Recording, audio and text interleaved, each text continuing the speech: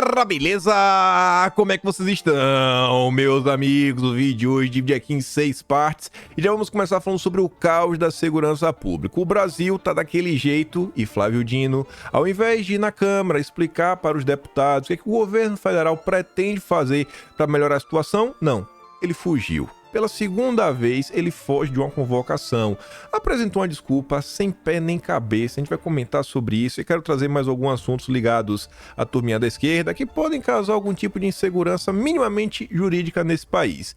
Depois vamos falar do Haddad. A economia está cada dia pior. Pelo 4º mês consecutivo, tivemos uma queda na arrecadação. Mesmo com o aumento de impostos em todas as áreas, a coisa não tá dando certo. E aí eu quero falar sobre isso para depois ainda falar sobre economia, mas em outro aspecto.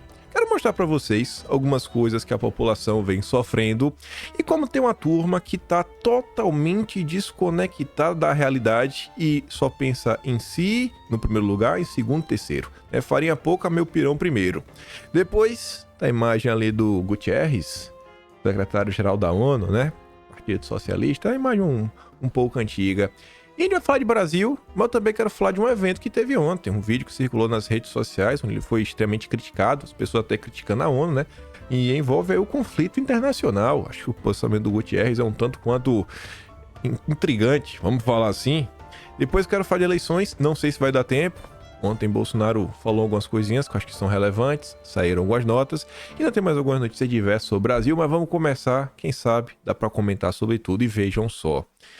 Anteontem, o Brasil recebeu inúmeras notícias sobre o Rio de Janeiro. É assim, nem a Rede Globo conseguiu abafar, então quando nem a Globo abafa é porque a situação está fora de controle. Vocês sabem mais ou menos, né? A Globo virou um padrão. Quando a Globo abafa, é porque o problema não cresceu o suficiente. Quando a Globo comenta, é porque nem eles mesmos conseguem mais abafar algum tipo de coisa, assunto, etc, tudo mais. Mas enfim, Rio vive um dos maiores ataques criminosos da sua história, com 7 bairros sitiados, 37 ônibus foram incendiados. Imagine só, mais de 1 milhão de pessoas vivem nas áreas da zona oeste da capital que foram alvos da ofensiva. Depois juntaram outra onda também, só para reforçar. Onda de ataques atinge ao menos 7 bairros e afeta mais de 1 milhão de cariocas. Imagine o pobre, o trabalhador, quer sair de casa, quer ir trabalhar, fazer alguma coisa. O engarrafamento eles estavam pontuando, estava mais de 66% acima dos níveis normais. E o que é que vai ser feito para resolver isso daí? O Brasil foi tomado? É isso? Não tem mais jeito?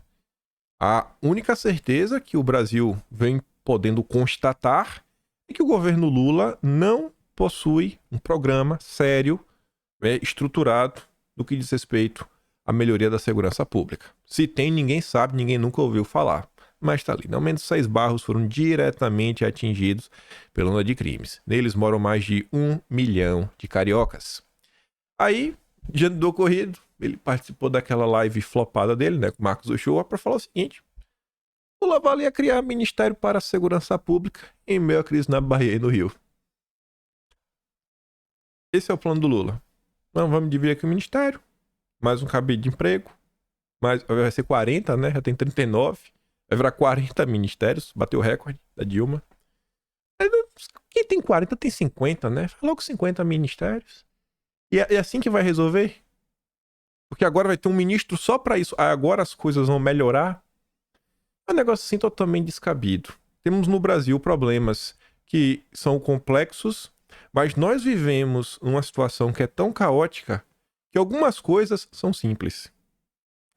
Algumas coisas são simples. Tão caóticas que as coisas estão, algumas coisas são simples. Como, por exemplo, uma maior cobrança da justiça. Não aliviar. O presidente da República ter uma postura, né, que, como a gente pode falar, inspire as forças de segurança. Não só ele, como seu partido. E várias outras coisinhas, né? Da liberdade para a polícia. Valorizar a polícia. Defender a polícia. Coisas, assim, básicas, mas não adianta explicar, né? Não que o PT não saiba disso. Eles deixam de fazer porque eles acham que isso não condiz, né? E não vai trazer nenhum tipo de fruto o que eles esperam. Mas enfim, Lula afirmou que está pensando quais condições para criar um novo ministério e como ele poderia interagir com a segurança nos estados. Aí, isso daqui envolve o Rio de Janeiro. Aí você fica pensando, não é porque o Brasil tá do jeito que tá. Vocês vão ver a justificativa das coisas. Não é só essa manchete, não. A manchete é essa, mas eu botei aqui junto, ó. Vamos voltar, vamos só olhar a manchete.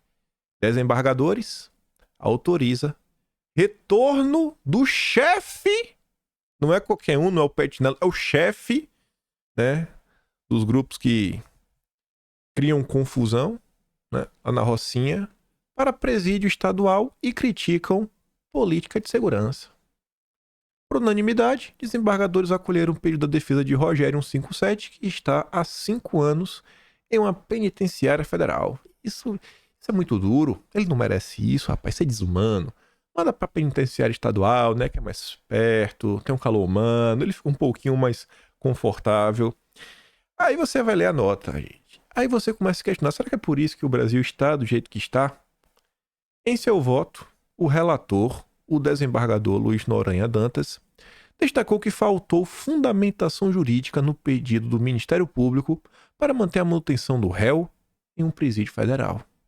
Na decisão, o ministro Noronha Dantas, não, desembargador Noronha Dantas, né, ressalta que o uso de medidas de exceção que se tornam definitivas em nome da pretensa preservação de uma segurança coletiva vai contra as garantias individuais constitucionais. Agora é momento de falar de garantia individual, né? O coletivo agora não interfere mais. Você vê que no período da pandemia, as garantias individuais ficavam em segundo plano. Tem que pensar no coletivo. Mas agora, que é o chefão, um dos chefões lá, né, Rogério 157 da Rocinha, aí nós podemos falar de garantias individuais. Abre aspas. Para um trecho da decisão. É triste e desalentadora a memória a repetida utilização de medidas de exceção que se tornam definitivas, manejadas em nome da pretensa preservação de uma segurança coletiva, mas que cobra como preço para sua utilização a sistemática supressão de garantias individuais constitucionalmente tuteladas. Foi assim que surgiram em tempos mais longínquos as ditaduras istas, né? O Mussolini e o cara do bigode. Olha só. Se você manter uma pessoa num presídio federal, você vai criar algum ismo no Brasil. E num passado não muito distante, o golpe militar de 64. Que implementou e manteve por mais 10 anos o fatídico AI-5. Fiz um trecho do relatório. Imagine, viu? Ó, se você não deixar o cara ir pro presídio estadual, ó, o passado já nos mostrou, viu? Vai surgir um novo bigode. Meu Deus.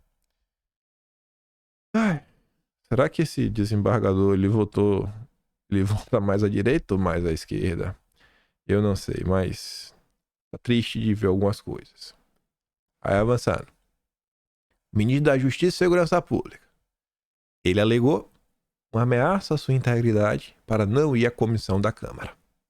Nem o vingador brasileiro teve coragem de ir na Câmara dos Deputados. Se nem a Câmara dos Deputados é um local seguro para um ministro de Estado que também é um vingador da Marvel, né? É o Hulk, ou é o Homem de Ferro, eu não sei, mas é um vingador da Marvel. Se a Câmara dos Deputados não é um local seguro para um ministro de Estado, também é um vingador, acabou o país. Acabou o país. Tem condição isso? Não tem condição nenhuma. Nenhuma. Em ofício encaminhado ao Arthur Lira, Dino afirma que falas de membros da comissão diante de sua ausência anterior se configuram em grave ameaça à sua integridade física, caso ele comparecesse. Ah, meu Deus. Eles falaram de mim, foi fazer isso, fazer aquilo. Eu não vou, estou com medo. O nosso vingador brasileiro, que não tem medo do Thanos, tem medo do Sargento Farru. Gente, é demais. É demais. Mas se a Globo News chamar o Flávio Dino, ele vai louco para dar uma entrevista pra Globo News. Aí vai louco, todo sorridente, serelepe. Maria, não perde uma oportunidade. Vamos avançar. O Bolsonaro postou esse vídeo aqui, sua rede social anteontem. Achei deveras interessante. Ele fala assim, ó, vem aí a expropriação de terras, a de adjudicação, quando o bem é transferido para o credor ou outros legitimados, Quem colocou Lula na presidência ainda disse que salvou a democracia no Brasil. Vamos ver o que o Paulo Teixeira está comentando, né? O ministro do Desenvolvimento Agrário. Nós também abrimos um programa de adjudicação de terras públicas. E por isso que eu queria, Cesarão, ver se o Banco do Brasil dá as terras de maus pagadores para gente assentar mais gente na reforma agrária, como aconteceu aqui. O doutor Celso foi aqui. Nós precisamos fazer isso. E quero dizer que a primeira ação que nós vamos fazer vai ser aqui no Paraná, de adjudicação dessas terras dos atalas aqui no Paraná. Bom, eu acho que ninguém defende calote. Calote é complicado, mas quando o ministro petista fala aí, né, pro Banco do Brasil, que o Lula também escolheu as pessoas para, né, ocupar os cargos de indicação a dedo, né, dá uma olhada aí, os maus pagadores, pra gente, né, colocar uns assentados, isso é um pouco preocupante. Muito preocupante, mas quem elegeu o Lula, né, meio que não vai me dizer que isso aqui seria uma surpresa. Mas vamos continuar. Ainda falando no PT, indicações. Esse tema aqui circulou bastante ontem. Ontem também ainda se falou disso. Conselheira de Itaipu e tesoureira do PT disse: Estado de Israel não merece existir, basicamente. E falou mais coisas. Secretária Nacional de Planejamento e Finanças do PT e nomeada para o Conselho de Itaipu em junho pelo Lula, Gleide Andrade, escreveu à rede social que não merece ser um Estado. A petista disse que Israel é uma vergonha para a humanidade. Ela falou mais absurdos. O fato de estar no Conselho de Itaipu são mais de 30 mil reais. Então vai ser 32 ou 37 mil por mês. Não é para trabalhar de segunda a sexta não, viu?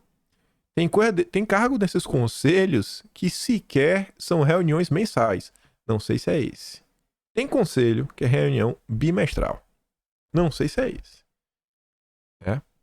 O Lula não deixa os seus amigos para trás. Pô, gente, é a secretária nacional de Planejamento e Finanças do PT.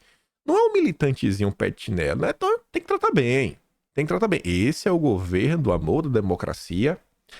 Segunda-feira, o Paulo Pimenta foi no Roda Viva. No Roda Viva segue, né, a mil, a Vera Magalhães não descansa. E ele comparou o Grupo H ao Mandela, ao falar do futuro, né? Ele falou que o Mandela, no passado, também foi acusado de muitos absurdos. E eu não acho que o Mandela é um santo, não, viu? Então talvez faça até sentido o que ele tá falando. Mas ele fala que o Mandela depois provou, né? Sua narrativa estava correta. Enfim.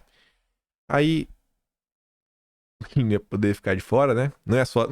Sim, todos os petistas estão falando uma coisa. Você acha que o Lula pensa diferente? Isso aqui a Rede Globo também, com certeza, vai abafar. A Globo não vai comentar isso daqui. Se comentar, vai ser uma notinha no Globo. Jamais vai sair no Jornal Nacional, vocês sabem disso. William Bonner não pode prejudicar o Lula a esse ponto. O Lula disse que não é porque o Grupo H, né, fez o que fez, que você pode retaliar tirando a vida de milhões de inocentes. Assim, né? Se o Lula falasse centenas de milhares, já seria um absurdo. Milhares, eu também acho que também ia ser assim, pô, meio complicado.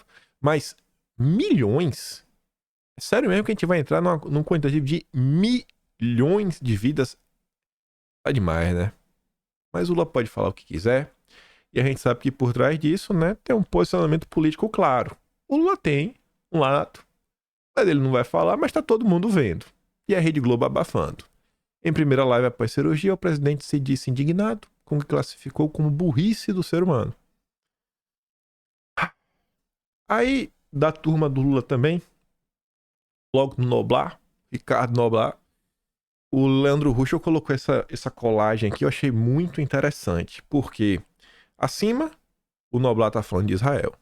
No quadro abaixo, o Noblar tá falando do Grupo H. Na hora de falar do Grupo H, o Noblar fala, ó, o Grupo H afirma isso, aquilo, outro, de acordo com a alegação da organização. Ó, tá vendo lá, né? De acordo com a alegação. Ele dá um atestado que a coisa, né? O grupo afirma. Só que quando é pra falar de Israel, sem provas. Sem provas, né? Diz que o Grupo H quer fazer isso, né? Com um é sem provas, com o outro é afirma, de acordo com a alegação da organização. Né? Um é basicamente a palavra divina, não mente, tudo é verdade, tudo que eles falam é verdade. O outro é sem provas. Ai, ai, ai. E aí, só aproveitando aqui o link, né? Estamos falando do jornalismo. Saiu essa parcial, sei lá se é pra falar isso, né? Eles não falam quem tá na frente, mas falam o seguinte: os dois mais votados até o momento, em ordem alfabética. Então, não necessariamente eu estou na frente. Mas, como vocês podem ver, a finaleira do iBest, jornalista influenciador, o jornalista mais importante desse país, sou eu contra dois petistas. A petista da Globo, Sandra Nemberg, e o petista do Galãs Feios, Helder Maldonado. Peço a vocês, não só me ajudem a ganhar, me ajudem a derrotar esses petistas. Vocês vão deixar a Sandra Nemberg, uma petista da Globo, levar esse prêmio. Talvez ela tenha mais voz do que eu não sei. O link tá na descrição do vídeo. Primeira coisa que tá no link. Vai lá, só precisa votar uma única vez. Não dá pra votar mais de uma, né? Manda pras pessoas que você conhece. A gente precisa derrotar a Rede Globo. Fazer com que isso daqui aumente, ó. Só pegar aqui o gancho da Rede Globo, né? Globo admite ter perdido 24% de audiência nos últimos 6 anos. Aí você até pensa, né? Nossa, bom demais. Só que, gente, mesmo perdendo 24%, sabe quantas pessoas a Globo continua falando? 76 milhões por dia. E eles falam que esse número a Globo alcança da TV aberta, com Globoplay, canais pagos e site da emissora. É muita gente. É muita gente. 70 é muita gente. Tem que cair mais uns 80%. Não é pouco. Tem que cair uns 97%. A Globo tem uma audiência a mais do que 5 mil pessoas. Assim, tem que ver qual o tamanho do Leblon, da Faria Lima, e falar, pronto, aqui, ó. Aí sim a Globo vai estar de acordo com a audiência dela. Mas vamos lá. Vamos continuar. Vamos falar um pouco do Haddad. Só que antes de falar sobre o Haddad e o governo, quero trazer 2 notícias que eu acho que demonstram como é que as coisas vêm sendo feitas. Então, quando você vê outras notícias, talvez a coisa fique um pouco mais clara. E o que eu quero falar com isso? A Folha de São Paulo aqui nos disse que o governo Lula, ignora empresas e trabalhadores de aplicativo em proposta para regular setor. Fala que teve um grupo de trabalho, foi criado, 45 pessoas, que seriam 15 do governo, 15 das empresas, 15 dos trabalhadores. E o governo ignorou. Tá nem aí. Foi só para inglês ver. E no final do dia, quem vai apresentar o projeto de lei é o Lula. Ele faz do jeito dele. Ele, Luiz Marinho, estão nem aí pro povo, estão nem pro trabalhador, estão nem pras empresas. Depois não sabe porque a economia tá patinando.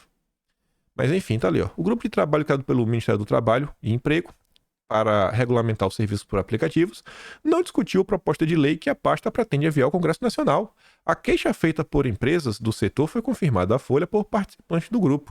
Esses classificam como fracassada a tentativa do governo de fazer um debate amplo sobre a regulação da atividade. Ou seja, no que o Lula consegue fazer e colocar o dedo, ele vai. Vai e não quer saber de ninguém. Eles governam para si. E ainda fala o seguinte, né? O grupo de trabalho reuniu durante 5 meses as discussões que encerraram em 12 de setembro. Até o momento, afirmam eles, nenhum integrante do GT recebeu oficialmente a minuta redida pelo Ministério do Trabalho e Emprego. A proposta aventada pela pasta inclui o pagamento de contribuição em INSS, seguro de vida e o valor mínimo por hora, entre outros direitos trabalhistas e previdenciários. Além disso, prestadores de serviço de empresas como Uber, 99, iFood e Rap poderão trabalhar como autônomos ou ser contratados por meio da CLT.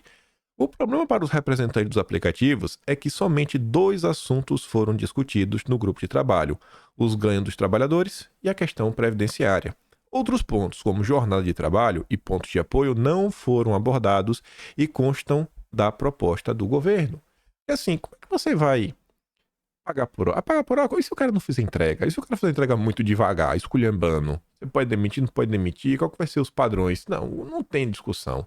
O Lula fez do jeito dele. Fez do jeito dele. É assim que... E nessa mesma linha do faz do teu jeito, do jeito que eu quero, eu vi essa notícia aqui no primeiro momento, eu pensei, será que isso aqui tem chance de dar pra frente?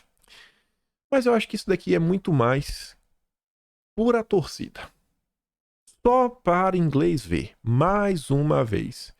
Eu não acho que o Lula tem força no Congresso para derrubar isso daqui. E eu não acho que o Lula quer. Vocês acham que o Lula tem alguma preocupação real com a Previdência? Ainda mais quando... Olha o que a notícia diz, né? Lupe diz que o Conselho da Previdência vai avaliar revogação da reforma Previdência de Bolsonaro a partir de 2024. Se revogar a reforma da Previdência, o custo do governo vai subir absurdamente. O governo tem um déficit gigante pela frente que não está conseguindo sequer chegar numa solução minimamente razoável para chegar no 0 a 0.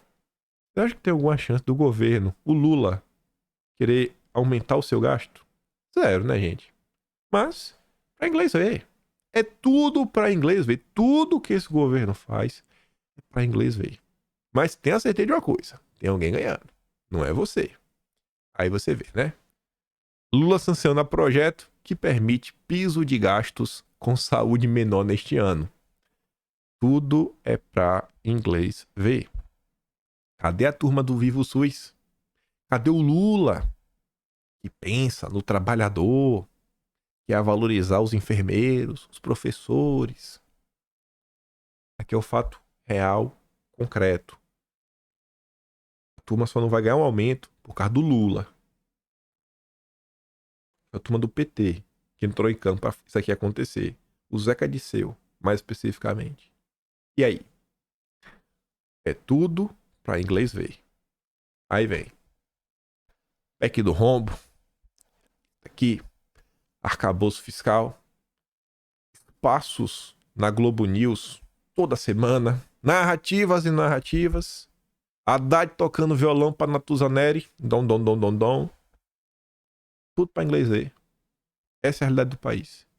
Na quarta queda seguida, a arrecadação do governo recua 0,3% em setembro para 174,3 bilhões. O governo está precisando aumentar a arrecadação. O governo pede 168 bi para zerar o déficit no ano que vem. É zero as chances. O governo já aprovou algumas medidas. O governo vem socando imposto, mas à torta e à direito. E a arrecadação está caindo. Você escuta as pessoas comentando, uma ou outra, muita gente preocupada. Isso vai ser desempregado, o comércio está devagar. Aí você para e pensa, pô, mas, cara, como é que a arrecadação caiu? O Lula tá enfiando imposto, sabe, pra todo mundo pagar adoidado. A Globo fala sobre isso. O resultado só não foi pior porque a arrecadação do PIS/COFINS, os impostos federais, subiu 2,63 bilhões em setembro. Nesse caso, a Receita tem informado que isso está ligado à elevação dos tributos sobre os combustíveis anunciada pela equipe econômica. As coisas só não estão pior porque vocês estão pagando. Como vocês estão ajudando com mais dinheiro o governo, pagando mais imposto, a situação não está tão caótica. Mas não tenho o que falar. Lula quebrou o Brasil. E agora? Como é que vai ser um 2024? Um Brasil esfacelando, caindo nos pedaços. A velocidade que as empresas começam a fechar vai aumentar. Principalmente o aumento de desemprego, com a queda na renda da população. Mas não tá bacana. E tem números que apontam isso. Mas a gente vai chegar lá. Antes, vem aqui, ó. A mesma turma que diz que tá preocupada, não tá. Também é tudo conversa pra boi dormir. Os grandes tubarões do mercado financeiro estão de boa.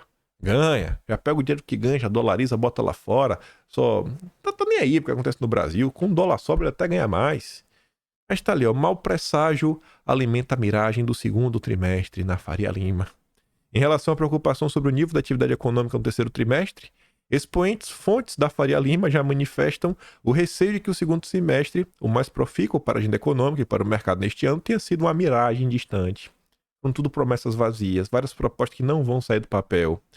Para que a segunda metade do ano tenha ganhos mais consideráveis para o mercado, só com tratoraço para promulgar as principais medidas econômicas em pauta em 2023.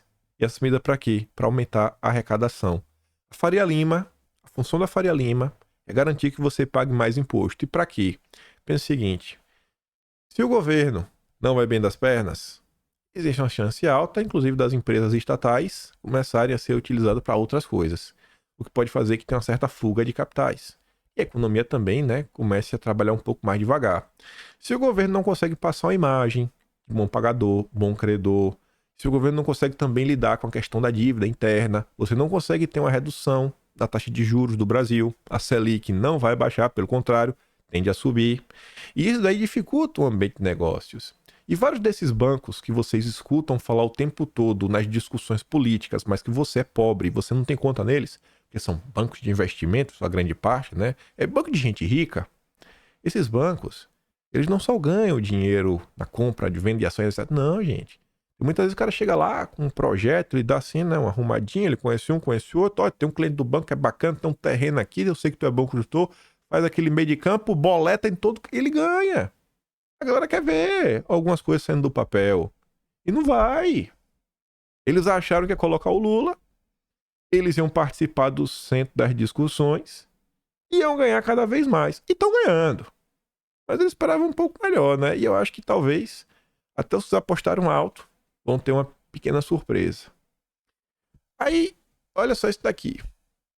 Tem a ver com o governo. E essa necessidade de um tratoraço. Tem que aprovar as medidas para aumentar os impostos. Sobre aumento de imposto, antes de falar disso, olha como a Globo comenta na sua manchete. Aí depois a gente olha a manchete do Metrópolis. Após pressão sobre Haddad, Caixa suspende exposição que coloca Lira, Guedes e Damares no lixo. Viés político. Parlamentares como Bia Kicis entraram com requerimentos. A instituição diz que irá apurar a responsabilidade dos órgãos internos. Aí o Metrópolis também comenta sobre o caso. Caixa cancela exposição que mostra Bolsonaro fazendo o número 2 em cima da bandeira brasileira. Por que a Rede Globo não conta? Por que a Rede Globo não conta que tinha dinheiro da Caixa numa exposição destruindo a imagem de Bolsonaro? Coloca, né, Damares, Guedes, o Lira. É porque não fala de Bolsonaro, pô? Ao longo da matéria até fala, mas por que não coloca na manchete? Será que não é um fato pra estar na manchete? A Caixa do Lula patrocinando a exposição contra Bolsonaro. E, gente, não só essa foto. Contra Bolsonaro tem muito mais coisa. Não, e também não é só contra as pessoas. Assim, é um vilipêndio à bandeira do Brasil. As coisas que eles colocam, a agenda ideológica, e rapaz, não precisa nem falar. Vocês devem até ter visto isso. Mas tá aí. Essa é a Rede Globo. Mas porque eu quis trazer isso, que é que tem a ver com Faria Lima, que é um tratoraço. Pois bem. Lula chama o presidente da Caixa para conversar em meio à pressão do Lira. Há muito tempo o Lira está querendo não só a presidência, como as vice-presidências da Caixa. Aquele loteamento básico da camaradinha, para garantir que o Lula vai ter uma base na Câmara, né? E o Lula tá tentando segurar a Rita Serrano no cargo, só que agora parece que tá mais complicado. O HD dele fala assim, ó: a pressão aumentou nos últimos dias, após a Caixa Cultural promoveu uma exposição que trazia uma colagem com ataques ao atual presidente da Câmara. A exposição, juntamente com a irritação do Centrão, com atrasos no pagamento de emendas pelo governo, levou Lira a adiar a votação do projeto para a taxação de fundos offshore previstas para terça-feira. E aí eu digo uma coisa. Se o Lira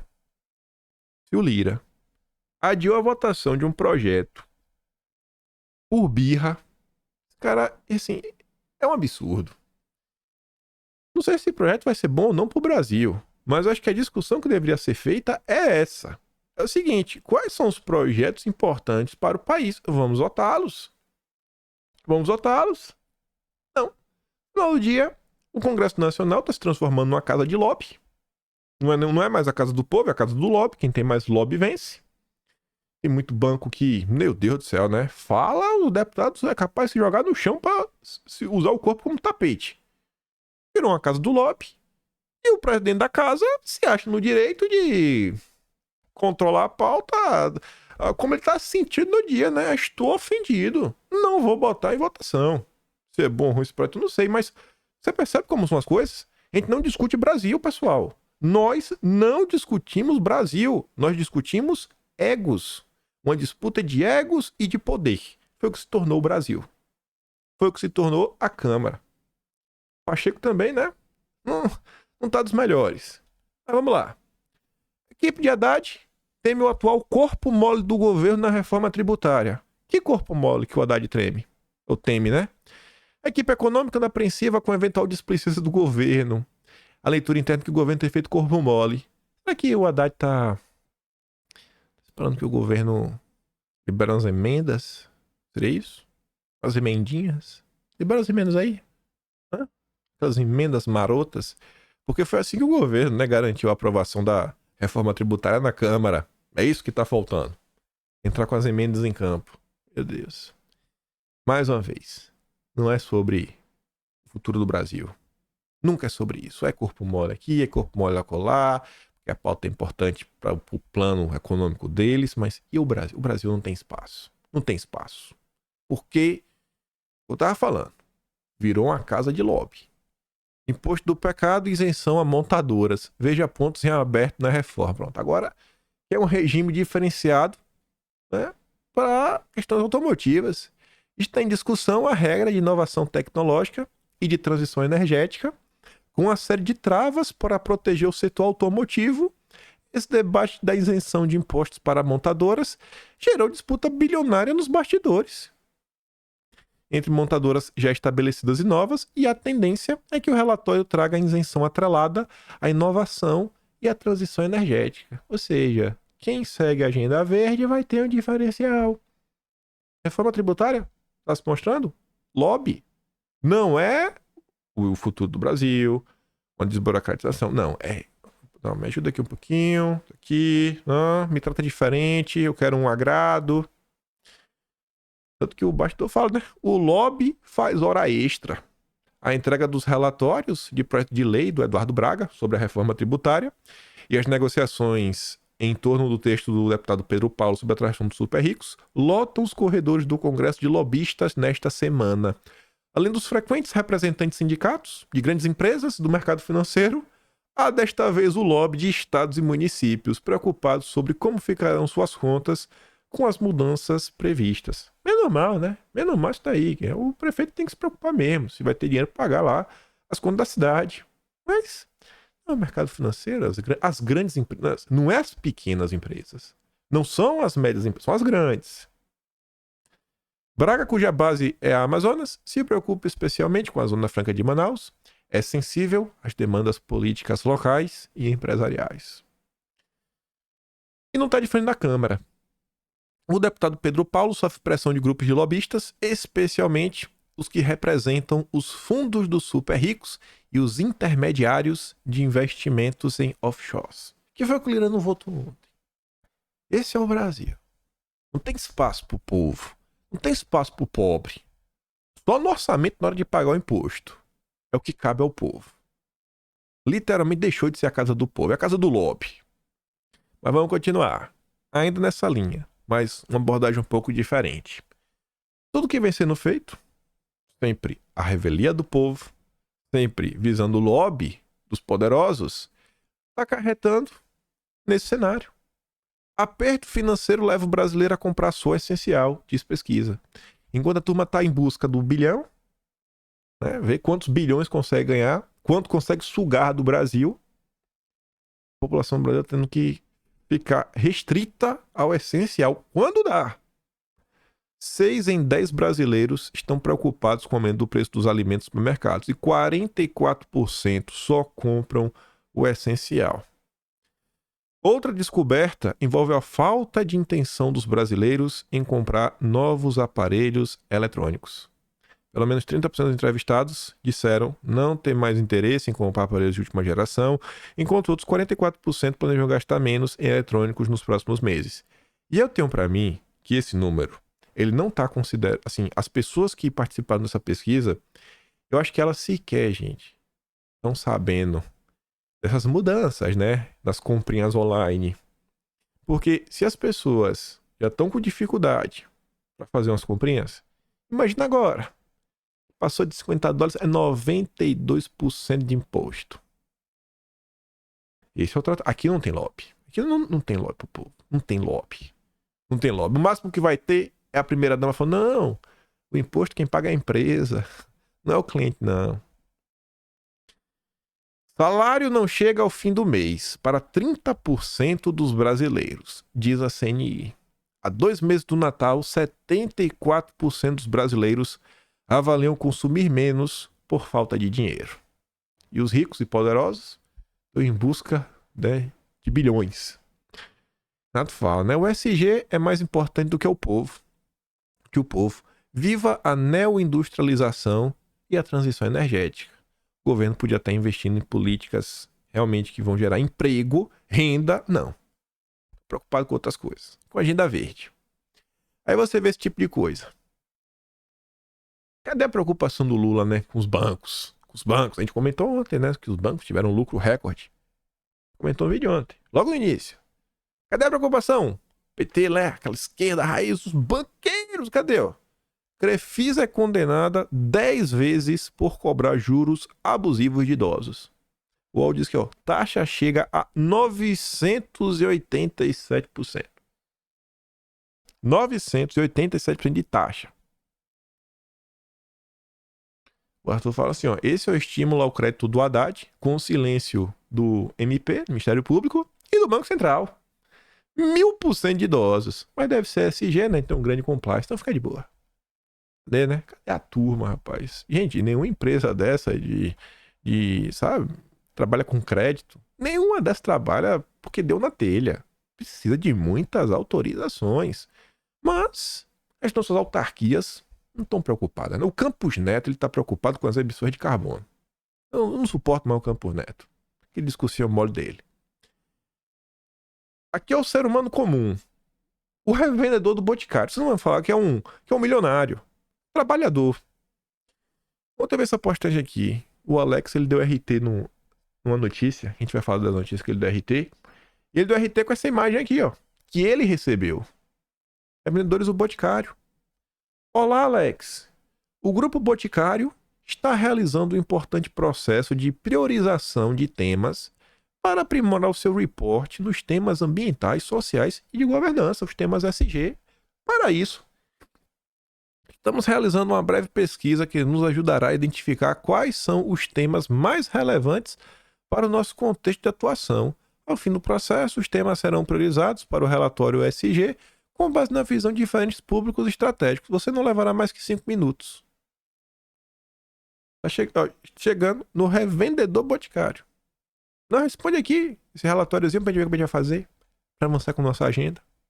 Ele diz, ó, a agenda está avançando no Brasil. E tá mesmo.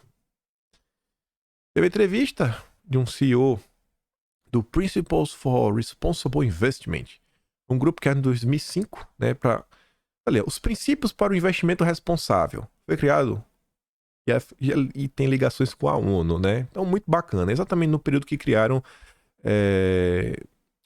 acho que foi Why It Matters. Acho que esse é o nome do projeto da ONU que criou a tese do SG. Mas enfim, o cara tava no Brasil, quando deu entrevista, e ele diz que regulação, mais regras, é a peça que falta para acelerar investimentos climáticos. Né? Você coloca tanta regra, tanta dificuldade para você colocar o seu dinheiro em algum outro mercado, que só sobra como opção os investimentos verdes.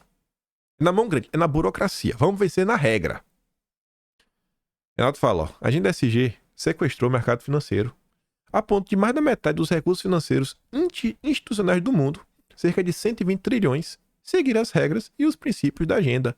No Brasil, há uma pressão por parte da Faria Lully que o SG seja obrigatório a tudo e a todos. Obtenha o selo e seja aceito. Se você se opor, então, poderá ser punido. Aí, olha essa notícia, para você ver o contrassenso e o contrassenso com que o Lula fez. O Alex, nosso revendedor da Boticário, ele deu RT nessa postagem aqui com aquela imagem dele. Investimento em SG em Wall Street tem caído. Lá fora, nos Estados Unidos, está caindo. No Brasil, está aumentando. O que não serve para eles? Ó, eles tentaram lá, deu errado. Prejudicou a economia deles, então eles pararam. Prejudicou? Não, então vamos exportar para o Brasil. A gente viu que é ruim para destruir países. Vamos destruir o Brasil. E o Haddad recebeu a ordem, e o Lula do amigo Biden, não, vamos fazer, somos vassalos. O presidente do Conselho de Administração, aí nós falamos, né? Nos Estados Unidos não querem, mas o presidente do Conselho de Administração do Bradesco e membro do Conselhão do Lula sugerem uma repreensão a quem se opuser ao ESG no Brasil. Aí, se liga nessa nota, para você ver o que o Lula fez. Aí você vê se tem algum lastro, na realidade, alguma preocupação com o Brasil. Jenkins disse à newsletter da CNN Internacional, Before the Bell, que o conceito ESG não funciona. Não funciona. E que daqui para frente ele abandonará completamente o conceito e suas medições. Não quero saber. Optando em vez disso, pensar no investimento responsável é sentido mais amplo. O problema com investimentos ESG, disse o Jenkins, é que não é possível ter a materialidade incorporada numa métrica de forma qualitativa. Cara, como é que você vai medir? O que é ESG? Quem que vai determinar? Quem que vai determinar o que é certo e o que é errado? O que é bem e o que é o mal? Quem é? É o Lula? Ou seja, se você está falando de algo baseado em sentimentos e opiniões, é realmente difícil medi-los sem detalhes específicos, né? Quantidades ou coisas concretas. Quem que determina essas regras? Vai ser a ONU? A ONU vai criar agora o conceito de regras universais? A ONU que vai falar quem é do bem e quem é do mal? Porque até agora fica nessa, né? Todo mundo diz, eu sou ESG, mas por quê? Cada um tem os seus critérios. Aí veja isso. O Brasil deu sua resposta. Brasil é o primeiro país do mundo a adotar oficialmente padrão global de reporte de dados ESG. Opa, peraí. Não existe padrão global. Não existe. Existe o padrão de alguma pessoa. Existe o padrão de alguma... Global não existe. Existe o padrão de alguma pessoa. De algum grupo que falou, não, o meu é global. E o Lula aceitou ser um vassalo. O Lula entregou o destino do Brasil na mão dos outros. A CVM lançou a resolução que obriga a publicação de relatórios sustentáveis a partir de 2026. Falou que agora estava muito cedo, né? 24, ano que já está muito em cima, 25 vai ser voluntário, 26 começa. O Brasil se tornou o primeiro país do mundo a adotar oficialmente as normas globais de reporte de dados ESG. Como é que pode existir uma norma global e não tem nenhum país? É a primeira norma global que só tem o Brasil. Sensacional! É uma norma global que só tem no Brasil. Após a CVM editar uma resolução que avaliza as normas do International Financial Reporting Standards, IFRS. Que grupo é esse? Eu nunca ouvi falar. Quem é esse grupo? Desde quando esse grupo tem uma validade internacional? Foi o Biden que mandou? É isso? Foi a ONU que elegeu esse grupo para ser o melhor grupo do mundo? Só o Brasil tá e é global. Não tem mais ninguém. Ninguém no planeta segue esse grupo. Só o Brasil. Aí você vê uma manchete dessa. É puro lobby. Não tem condição. As normas lançadas globalmente em junho deste ano. Lançadas globalmente? Eles fizeram o quê? Um tweet. Deve ter sido isso, né? Fez um tweet. Postou a imagem no Instagram e falou, isso aqui é global, viu, gente? É pro mundo todo. Tá, mas ninguém segue. Só o Brasil. São as primeiras normas globais que só o Brasil segue. Cria padrões para o reporte de informações financeiras relacionadas à sustentabilidade para as empresas e fundos de investimento, obrigando as empresas de capital aberto listadas na B3 a publicar a partir de 2026 um relatório especial com informações financeiras relacionadas à sustentabilidade. A medida está inserida no Plano de Transformação Ecológica, como é chamado oficialmente a Agenda Verde do governo. Pronto. O Brasil vai seguir regras que ninguém mais segue no mundo de um grupo que ninguém conhece, mas que é global. Qual o impacto disso? Antes das normativas de caráter global, as companhias adotavam diferentes formas para divulgação de relatórios de sustentabilidade. Cada empresa reportava as informações que julgava importantes.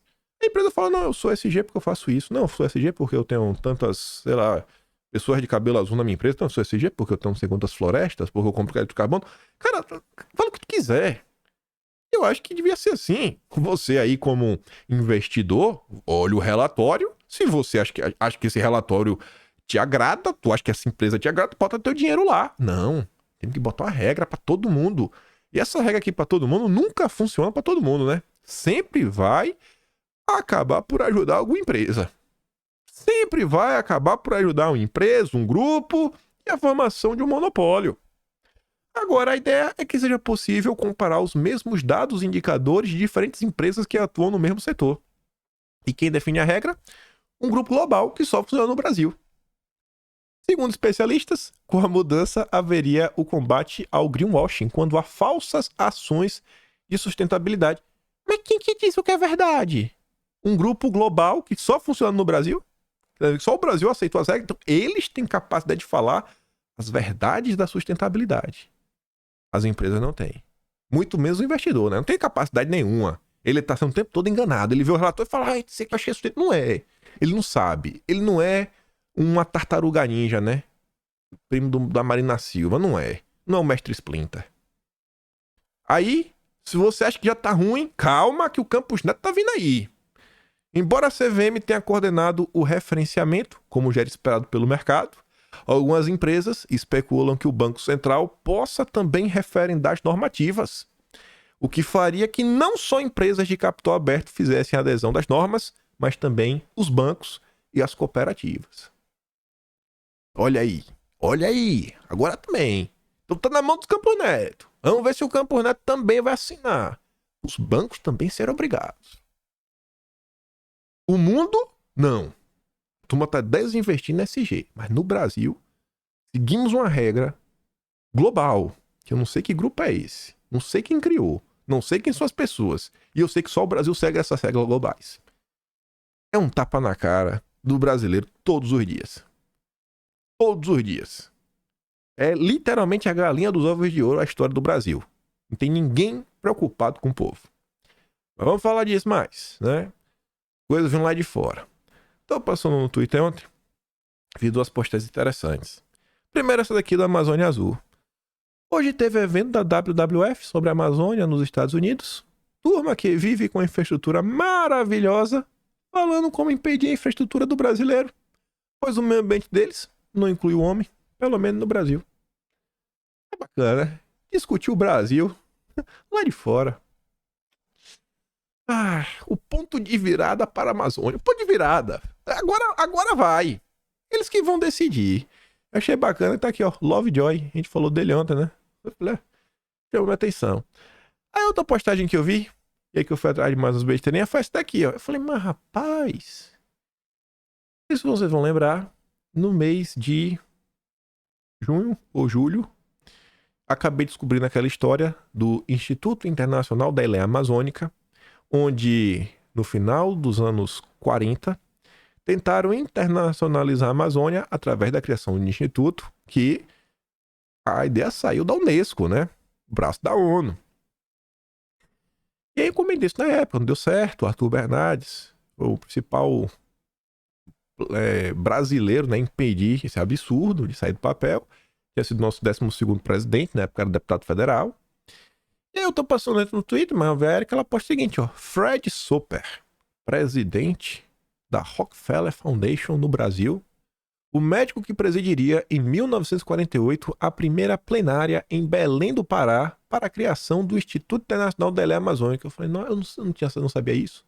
Ela falou assim, ó, ele caminha junto com Getúlio Vargas em 16 de outubro de 1940. Antes de falar dessa andança aí com Getúlio Vargas, se liga, eu fui atrás. Eu falei, será que foi isso mesmo? Na época eu não pesquisei isso. Já era um absurdo. Já era um absurdo tomar a Amazônia. Mas não é só que foi uma reunião da Unesco, não. Não é que foi uma ideia da Unesco. Tá ali, ó. Jornal do Brasil, 13 de setembro de 47. Visita São Paulo o diretor da repartição sanitária pan-americana. Para São Paulo seguiu pelo avião da linha paulistana da Panair do Brasil, ontem o Dr. Fred Soper, diretor da repartição sanitária pan-americana, com sede em Washington e que presidiu recentemente em Belém a Conferência da Eleia Amazônica, promovida pela Unesco. Ela presidiu. Olha só como são as coisas. Essa informação extra que eu não sabia na época, né? Aí foi atrás de mais informação, tá aí também, ó. Instalou-se em Belém a Conferência Eleia Amazônica. Tá confirmando lá a presença do Fred Soper. Mas não vou ler isso daqui. É o que é que tem de novo, de interessante. A Erika, ela colocou abaixo daquela foto do Getúlio Vargas, ela colocou uma thread que ela fez em junho. Eu parei para dar uma lida, que ela fala assim, ó. Em dezembro de 37, segundo o próprio site da Fiocruz, o governo Vargas proibiu por decreto o então Instituto Oswaldo Cruz de manter filiais em qualquer parte do território nacional. O que acontecia em 1937 no Instituto Oswaldo Cruz e na Saúde Pública do Brasil? Ela colocou a imagem, né, do próprio site do Oswaldo Cruz. Com a vitória da Revolução de 30, o governo diminuiu os recursos destinados ao Instituto Oswaldo Cruz e suas filiais, provocando no ano seguinte o fechamento da unidade do Maranhão. A filial de Belo Horizonte, em que em 22 passaram a se chamar Instituto Ezequiel Dias, continua em funcionamento, mas em 36 foi transferida para o governo de Minas. Neste último ano foi inaugurado, no governo do Pará, o Instituto de Patologia Experimental do Norte, que passou a funcionar como um instituto associado. Em dezembro de 37, um decreto baixado pelo Vargas proibiu o Instituto Oswaldo Cruz de manter filiais em qualquer parte do território nacional. Será que o Vargas estava perseguindo o Oswaldo Cruz porque não gostava dele? Será que era por isso? Também, segundo a própria Fiocruz, em 37, era inaugurado no Oswaldo Cruz o laboratório do Serviço Especial de Profilaxia da febre amarela da Fundação Rockefeller. Estava ali, ó, dentro do Instituto Oswaldo Cruz. O Instituto Oswaldo Cruz era unha e carne com os Rockefeller. Eu acho que foi por isso que a Tom ficou bem assim, ó, meio estranho, hein? Vou te dar dinheiro mais não. Vou te dar dinheiro mais não. Mas fala o seguinte, né? Tratava-se de mais um capítulo na disputa pelo controle da atuação em saúde no Brasil, acentuada pela criação do Ministério da Educação e Saúde Pública na década de 30, com vistas a federalizar empreendimentos de saúde pública e fazer frente à crescente influência estrangeira no país. O Brasil era um caos naquela época. Não tinha o Ministério da Saúde como tem, não tinha o SUS, com todos os seus problemas. Aí em 30, o governo até foi atrás. Eu depois fui dar uma olhada. O governo fez algumas parcerias, ele montou isso daí. Desde o início até os Rockefeller chegaram aí, né, para ajudar em algumas coisas. E até ajudaram mesmo. Sem brincadeira, pelo que eu dei uma olhada. Eles deram ajudada. Só que, olha como é bacana. Você entra em campo, você ajuda o Brasil, você tá ganhando por isso, né? Que o governo tá colocando dinheiro para tu cuidar da segurança da saúde pública, que tecnicamente não tem. E aí tu vai crescendo, o teu nome vai circulando como um filantropo, um grupo que gosta de ajudar, quando tu tá ganhando dinheiro por isso. Aí chega em 1947, quando você já tá com respaldo, você tem uma história de uma ajuda, né? Ajuda muito entre aspas. Aí você tá onde? Tá presidindo o Instituto Ilha Amazônica. Imagina se fosse nos dias atuais, como seria a manchete, né? A Rede Globo. Bolsonaro ataca Instituto Oswaldo Cruz por ter ligações com o renomado grupo Rockefeller. Enquanto isso, mais negacionistas estão se posicionando contra a criação do Instituto Ilha Amazônica, que conta que a Assembleia está sendo presidida pelo glorioso cientista Fred Soper da Fundação Rockefeller, que tanto ajudou o Brasil, tanto dedicou de sua vida pelo bem da nossa nação. É mais ou menos assim, né, nos dias atuais. Até a fé atrás dá um bisu, né? Tá ali, ó. Criado o Serviço Nacional, é amarela, Fundação Rockefeller fica exonerada de seus encargos, combate esse mal. Ó, irmão, valeu, obrigado e ajuda, capo gato. Sai de perto de mim. Tira meu nome de tua boca. Tira meu nome de... Sai de perto de mim. Já deu. Ajudou o que tinha pra ajudar, agora vai embora. Tem mais matéria da época. O governo prossegue na obra de nacionalização dos serviços públicos. Olha a diferença. Na época em que olhava, não. O Brasil decide sobre o Brasil. Lula não. Lula é um grupo qualquer decide sobre o Brasil. Aqui não. Aqui era o Brasil decidindo sobre o Brasil. Aí por que eu quis estar sobre isso? Né? Aqui é só um pedaço. Não adiantar que senão eu ia ficar muito longo. Aqui eu queria chegar para vocês. Voltando para os conflitos internacionais. Esse rapazinho aqui é o manda-chuva da ONU. Antônio Guterres, secretário-geral da ONU. Ele tem 12 até...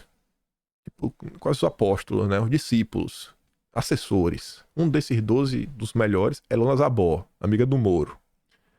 Aquela que tem uma foto na casa do FHC, abraçada com Soros. E com o FHC ao mesmo tempo. Foto icônica. E que o Moro tentou nomear para o governo Bolsonaro e, graças a Deus, por pressão popular, não conseguiu. E depois ele deu piti, né? Falando, eu deveria ter insistido mais. Eu não deveria ter aceitado as ordens de Bolsonaro. Ou depois que saiu do governo, né? É bom lembrar que tem muita gente que esquece. Ainda mais agora que o Moro, ele combate o Lula, né? Então temos que abraçar o Moro. Enfim. Antônio Gutierrez, ontem, gerou notícia.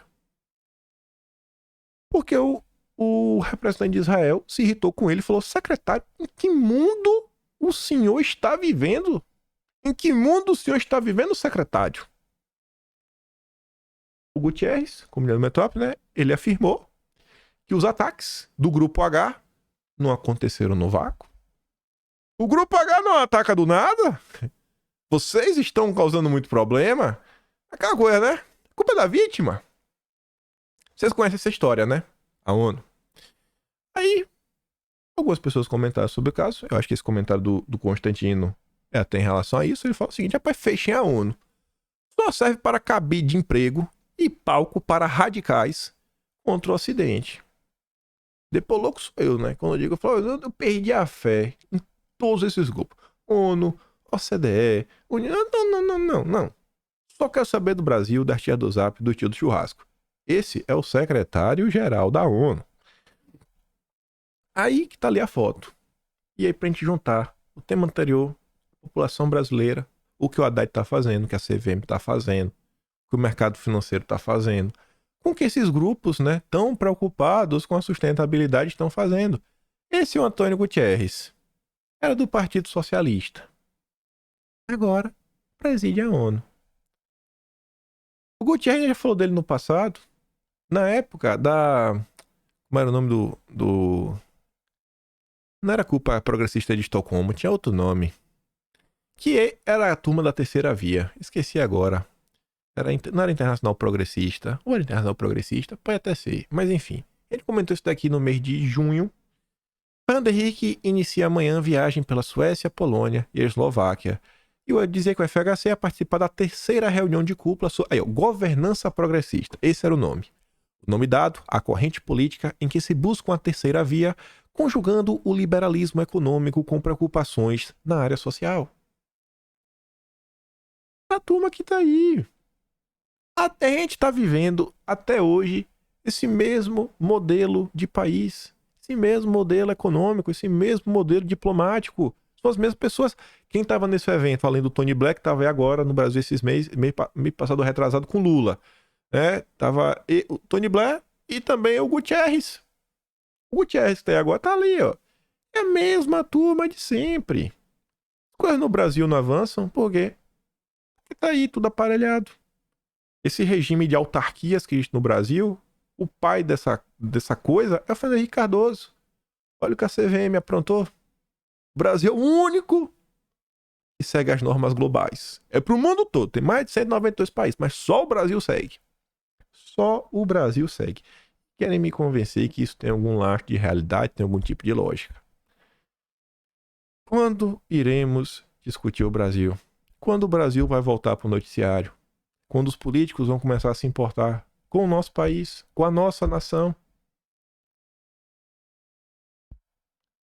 Essas são as pessoas que querem falar sobre o destino do mundo. Aí você vê isso daqui, ó. Quando vamos falar sobre o Brasil? Senado cria CPI da Braskem após pedido de Renan Calheiros. Teve um problema em Maceió, o chão afundou, o povo sofreu. O povo sofreu. Você acha que Renan Calheiros tirou uma CPI do papel em prol do povo? Vocês acham isso? Eu não acho. Até porque o próprio Metrópolis fala que CPI da Braskem mexe com disputa política de Alagoas. Ele contra o Lira. Assim, ainda fala assim, ó, olha, na Poder 360. A comissão vai apurar a atuação da Petroquímica em Maceió e Petrobras também será investigada por ter cerca de 35% da participação na empresa. Tem que investigar mesmo, tem que fazer tudo. Mas, conhecendo o Renan Calheiros, você acha que tem algum tipo de interesse real de uma melhoria da governança corporativa da empresa, né? Sei lá, de procedimento, de segurança? Será que você acha que tem alguma preocupação pelo parte do Renan Calheiros? E eu ainda fico até receoso. Outra coisa. Estão querendo vender a Braskem, né? Pro Brasil não presta, mas presta para a estatal de Abu Dhabi. Eu não duvido nada. Depois dessa CPI, a turma conseguia ainda baratear o preço para vender mais barato pro exterior, né? Porque vender do preço atual tá muito caro. Vamos fazer com a CPI e desmoralizar a Braskem. Porque se fosse para investigar os prejuízos que a população sofreu, pô, ia ser muito bom, viu? Muito bom o povo realmente ser representado, os interesses populares. Mas não tem espaço no Brasil para isso, não se discute Brasil.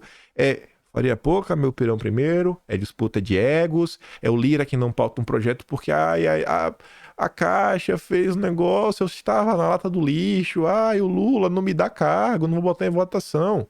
Não sei se o projeto é bom ou ruim, mas olha as justificativas. Olha a justificativa para a CPI da Braskem. E aí eu encerro com essa imagem aqui, o vídeo de hoje. Não vou falar de eleição, deixa para amanhã. O Roger colocou aqui 2 tweets na época em sequência.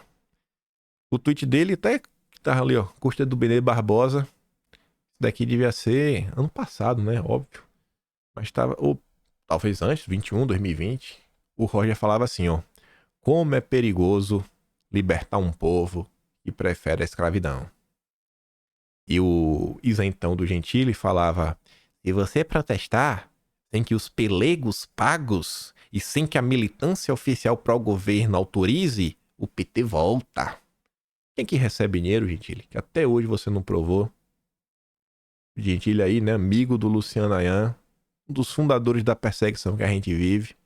E aí? E aí, Gentili? Quem é que recebe dinheiro? Quem que recebeu? Até hoje não contou. Você sabe das coisas aí. Esse é o estado das coisas. Essas são as pessoas que acham que sabem, né? Como consertar o Brasil, que é o melhor pro Brasil. E os burros, o gado, né? É a tia do Zap, é o tio do churrasco, é o primo, é a prima. É de doer. Mas desistir jamais, né? Tem que entender. A gente tem pelo menos descobrir onde é o fundo do poço. Descobrir onde é o fundo do poço. Vamos aprender com as experiências do passado, os erros que o Brasil já teve e ver a partir de agora o que a gente realmente pode fazer para a situação desse país melhorar. Enfim, se gosta do meu trabalho, passa no meu canal. Então, valeu. Tem um P na descrição. Tem um Atlas Brasileiro, kimpai.com.br. O único registro historiográfico confiável e completo do que está passando nesse Brasil desde janeiro. Vota em mim no iBest. Tá aqui na descrição. Só precisa votar uma vez. Vota dessa vez, você não precisa votar depois. Me ajuda a derrotar a Rede Globo e compartilha esse vídeo, né? Aquele vídeo que eu dei play lá do Bolsonaro, do MST, eu mandado no Telegram. Link tá na descrição, vocês sabem. E é isso, né?